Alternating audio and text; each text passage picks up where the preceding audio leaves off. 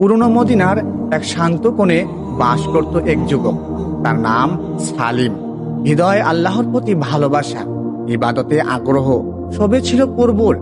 একদিন সে নিজের মনে সিদ্ধান্ত নিল, আমি শুধু ইবাদতেই করব, দুনিয়ার কোনো ব্যাপারে জড়াবো না। ঘুম কম, খাবার কম, মানুষের সাথে মেলামেশা কম, বিয়ে পরিবার এসব আমার দরকার নেই।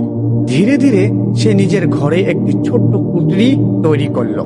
দিনরাত নামাজ, রোজা, তিলাওয়াত।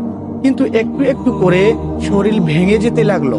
চোখে ক্লান্তি, মুখে অবসাদ, মনে অদ্ভুত ভারী ভাব। একদিন তার এক বন্ধু, যিনি সঠিক জ্ঞান অনুসরণ করে এবং রসুলের পথে অচল থাকেন, তার খোঁজ নিতে এলেন। সালিমের অবস্থা দেখে তিনি গভীরভাবে চিন্তিত হলেন।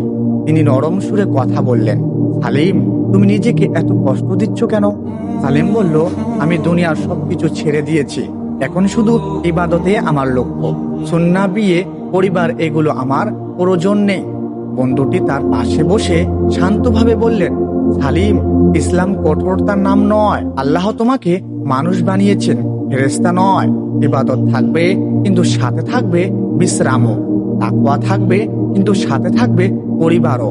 বিয়ে করা এটাও নবীজির সুন্নাহ। হালাল দুনিয়াকে ত্যাগ করাকে ইসলাম উৎসাহ দেন না। তিনি একটি কাগজ খুলে সালিমকে দেখালেন। সেখানে লেখা ছিল নবী সাল্লাল্লাহু আলাইহি সাল্লামের সেই প্রিয় বাক্য, ফামান রাগিবা আন সুন্নতি ফালাইসা মিন্নি। যে আমার সুন্নাহ থেকে মুখ ফিরিয়ে নেয়, সে আমার অন্তর্ভুক্ত নয়। সালিমের চোখ ভিজে উঠল। সে বুঝলো, ইবাদত মানে নিজেকে কষ্ট ফেলা নয়, ইবাদত মানে ভারসাম্য, সুন্নাহ, সুন্দর জীবন। সেদিন সে প্রতিজ্ঞা করলো, ইবাদত করবে তবে নবীজির পথ অনুসরণ করে জীবন যাপন করবে, সুন্নাহকে আঁকড়ে ধরে। আর সেখানে সে পেল সত্যিকারের শান্তি।